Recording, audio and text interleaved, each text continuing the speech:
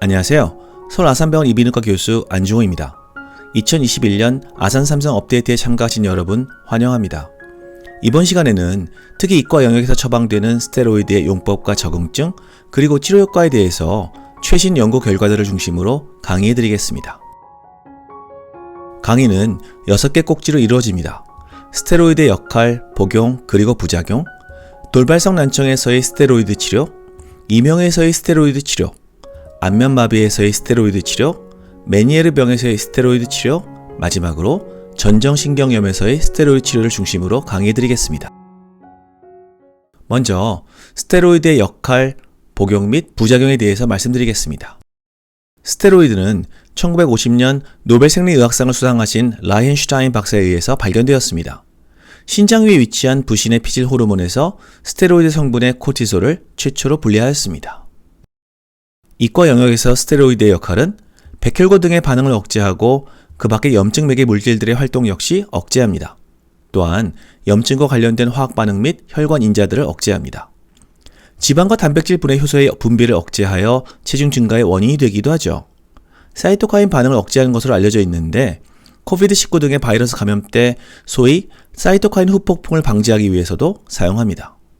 결론적으로 스테로이드는 염증 반응으로 인한 조직 손상을 최소화하는 역할을 합니다.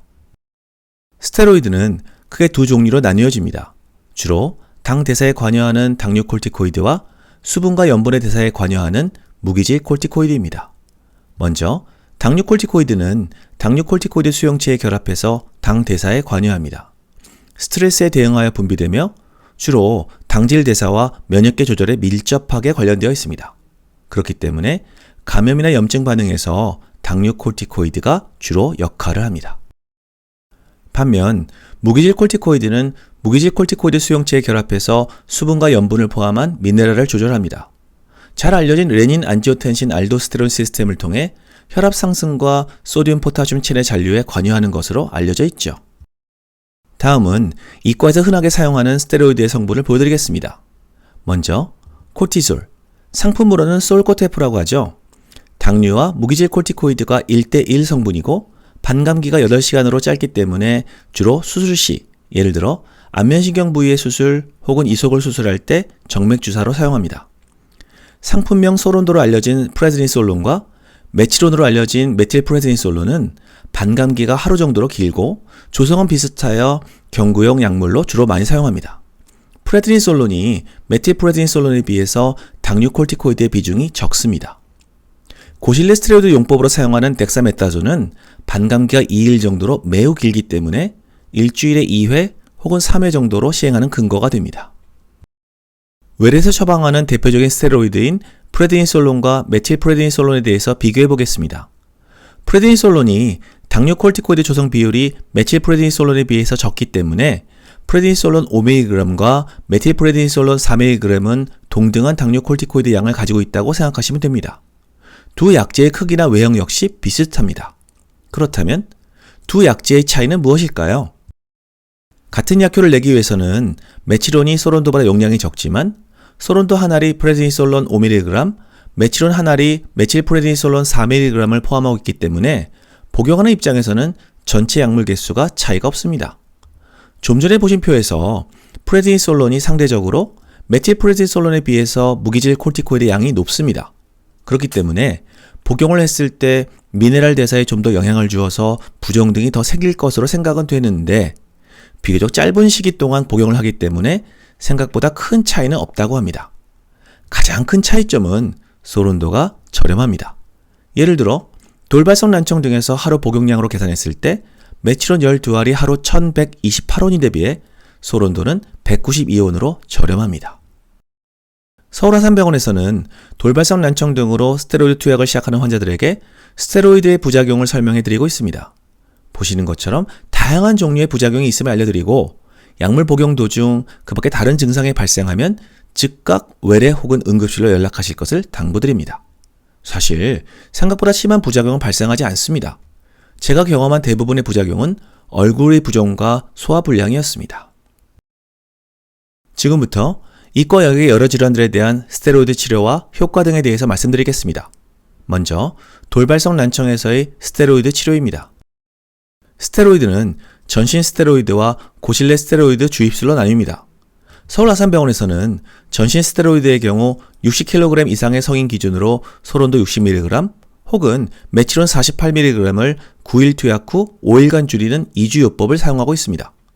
위염 등의 문제로 약물의 흡수가 어려운 환자들은 동일 용량의 정맥 주사를 시행합니다. 스테로이드는 아침 식사 후 9시경에 복용하도록 안내하고 있습니다. 고실내 스테로이드 주입술은 전신 스테로이드 요법 이후 또는 심한 난청의 경우 동시에 시행하며 덱사메타존을 사용해서 2주 동안 5 내지 7회 시행합니다. 왜 스테로이드를 아침에 한번 복용할 것을 권유할까요?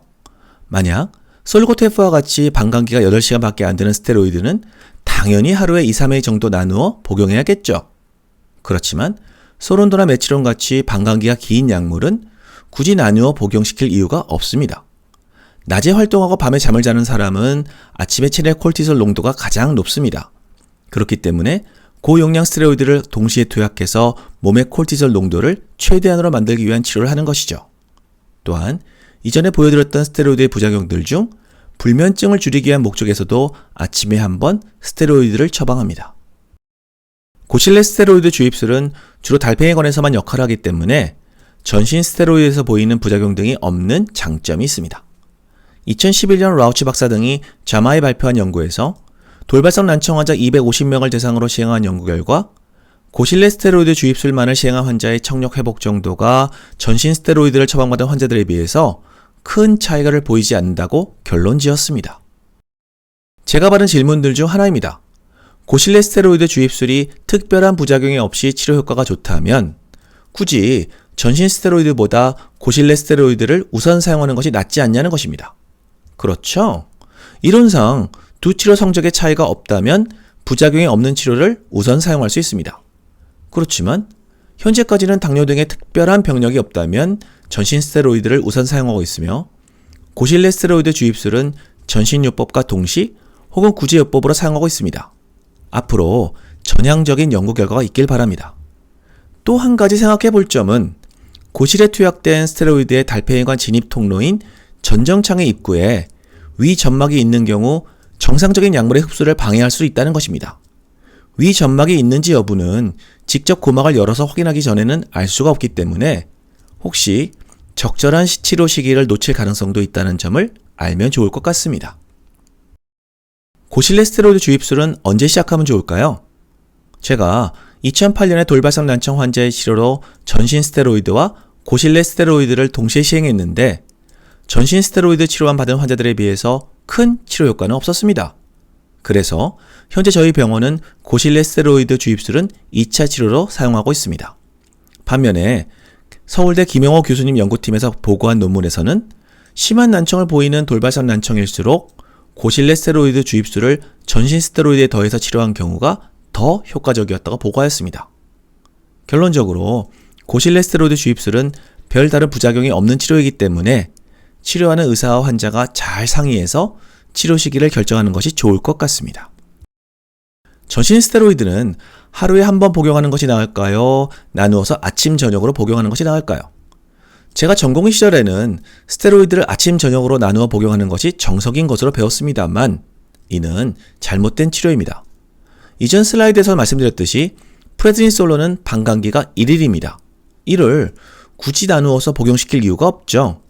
최신 연구 결과에서 같은 양의 스테로이드를 하루에 한 번 복용시킨 군과 두 번으로 나누어 복용시킨 군의 청력 호전 결과를 분석했을 때 한 번에 복용시킨 군에서 의미있게 청력이 좋아졌다고 보고하였습니다. 현재 전 세계 대부분의 이비인후과에서는 하루에 한 번 스테로이드를 복용시키고 있습니다. 스테로이드 치료를 할 때 항상 당뇨 여부를 물어봅니다. 당뇨 환자가 스테로이드를 복용하면 당뇨 콜티코이드로 인해 체내 혈당치가 상승하고 혈관 내의 당분이 늘어나면 설탕물이 끈적거리듯이 혈액도 점도가 늘어나서 끈적거리겠죠. 결국 오히려 난청이 악화될 가능성이 높아집니다. 2020년 발표된 연구에서 403명의 돌발성 난청 환자들 중 제2형 당뇨병을 가진 환자 94명의 치료 결과를 분석했을 때 당뇨 환자들이 더 심한 난청과 혈당 조절을 위해 인슐린 등을 사용해서 오랜 기간 입원 치료가 필요했다고 합니다. 그렇지만 결론적으로 당뇨가 있다고 돌발성 난청의 회복률이 낮지 않기 때문에 필요한 경우 인슐린 등을 사용해서 전신 스테로이드를 사용하든지 안전하게 효과가 입증된 고실내 스테로이드 주입술로 적절한 치료를 하는 것이 중요합니다. 다음 질문입니다. 현재 몸무게 60kg 이상인 경우 예외 없이 프레드니솔론 기준 60mg을 사용하고 있습니다. 이 용량은 적절한 것일까요? 2021년에 발표된 연구에서 몸무게 킬로그램당 1mg의 프레드니솔론을 10일간 복용시킨 31명의 환자들과 킬로그램당 1.5mg을 14일간 복용시킨 21명의 환자들을 비교했을 때 치료 시작 2주 그리고 4주째 스테로이드에 대한 특별한 부작용 없이 난청의 치료 효과가 높았음을 보고하였습니다. 앞으로는 예를 들어 몸무게에 따라서 스테로이드 용량을 늘렸을 때 치료 효과가 있을지에 대한 전향적인 연구가 필요하다고 생각합니다. 돌발성 난청은 즉시 치료가 필요한 응급질환입니다. 그렇다면 돌발성 난청이 발생하고 언제까지 스테로이드 치료가 가능할까요? 2020년에 발표된 연구에서 2010년부터 2018년까지 돌발성 난청으로 치료받은 895명의 환자들의 치료 결과를 분석한 결과 돌발성 난청 발생 3주 이상 경과 후에서야 치료받은 103명의 환자들 중 21%인 23명에서 청력이 회복되었다고 보고하였습니다. 그렇기 때문에 한 달 정도 이내까지는 충분히 치료할 가능성이 있다고 생각합니다. 다음은 이명의 치료에서 스테로이드의 역할에 대해서 말씀드리겠습니다. 이명의 원인은 여러 가지가 있습니다. 스테로이드는 주로 달팽이관의 문제에서 발생한 급성 이명의 치료에 사용할 수 있습니다. 급성 이명을 일으키는 원인으로는 돌발성 난청도 있고 큰 소음, 압력 변화에 의해서도 발생할 수 있습니다. 그렇지만 만성 이명은 달팽이관만의 문제가 아니기 때문에 단순히 귀를 치료하는 것만으로는 치료 효과에 한계가 있습니다. 2020년에 발표된 흥미로운 연구 결과를 보여드리겠습니다. 19마리의 백설을 대상으로 일과성 난청을 일으킬 정도의 소음에 노출시킨 뒤 7마리는 그대로 방치하고 12마리는 소음 노출 후 몸무게 킬로그램당 1.5mg의 스테로이드를 복용시킨 다음 청력 변화와 함께 이명 반응 정도를 관찰하였습니다. 결과적으로 소음 노출 후 모든 군에서 청력은 이전으로 회복되었으나 스테로이드를 처방한 쥐들에서 소음 노출 후 이명 반응이 스테로이드를 처방하지 않은 쥐들에 비해서 의미 있게 적음을 보고하였습니다. 벨시마비, 램지헌트시 증후군 등 급성 안면마비에서 스테로이드 치료에 대해서 말씀드리겠습니다. 벨시마비는 안면신경의 부종이 발생하여 뼈로 둘러싸인 경로 중 가장 좁은 부위가 상대적으로 눌려서 발생한다고 알려져 있습니다. 그렇기 때문에 염증 반응을 줄여주어서 부종을 줄이는 스테로이드의 처방이 필요할 수 있습니다.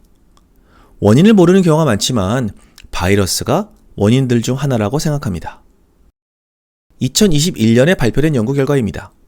21개 논문 2839명의 벨마비 환자들의 치료 결과를 분석하였는데 스테로이드와 항바이러스 제제를 같이 투여한 환자에서 치료 효과가 높았음을 보고하고 있습니다. 그렇다면 고실내 스테로이드 주입술은 어떨까요? 고실내에 주입된 스테로이드가 안면신경에 도달하는 경로는 일부 노출된 안면신경 혹은 고사신경의 입구 등을 통해서 직접 전달될 가능성이 있습니다.